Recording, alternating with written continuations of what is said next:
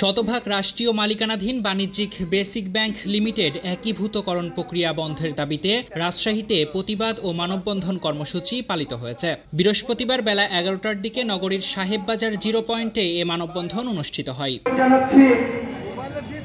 রাজশাহী রক্ষা সংগ্রাম পরিষদের আয়োজনে অনুষ্ঠিত মানববন্ধনে বক্তারা বলেন, সরকারি মালিকানাধীন বেসিক ব্যাংকে পাবলিক ব্যাংকের সঙ্গে একীভূতকরণের যে প্রক্রিয়া চলছে তা হঠকারী সিদ্ধান্ত। সরকারি প্রতিষ্ঠান নষ্ট করে দেশের উন্নয়ন করা কখনো সম্ভব না। বেসিক ব্যাংক সরকারি মালিকানাধীন যেহেতু ব্যাংক, এই বেসিক ব্যাংকের সাথে পাবলিক কোনো ব্যাংকের একীভূতকরণের যে প্রক্রিয়া চলছে এটা হঠকারী সিদ্ধান্ত। সরকারি প্রতিষ্ঠান নষ্ট করে কোনো দেশের উন্নয়ন সাধিত করা সম্ভব না। তাই আমি প্রতিবাদ জানাই, অবশ্যই এই রাষ্ট্র মালিকানাধীন শতভাগ বেসিক ব্যাংককে টিকিয়ে রাখার জন্য বর্তমানে এই ব্যাংক লাভজনক অবস্থান আবার রান করেছে, এই ব্যাংকে টিকিয়ে রাখার জন্য মাননীয় প্রধানমন্ত্রীর দৃষ্টি আকর্ষণ করছি।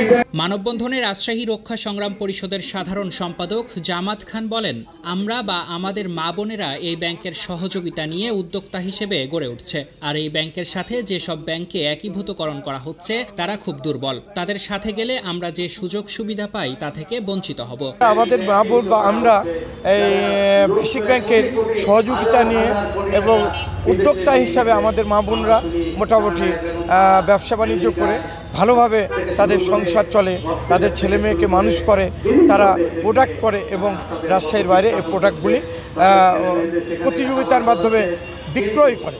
কিন্তু আমরা লক্ষ্য করছি যে বেসিক ব্যাংকের সঙ্গে যে সমস্ত ব্যাংকে একীভূত করছে তারা সেই সব ব্যাংকগুলি কিন্তু খুব দুর্বল। তাদের সঙ্গে গেলে কিন্তু আমরা যে সুযোগ সুবিধা পাবো সেটা কিন্তু বঞ্চিত হব।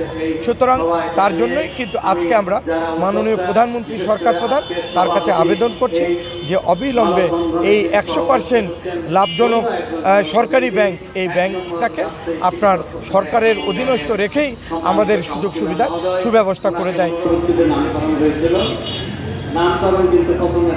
তারেক রহমান, পদ্মা টাইমস।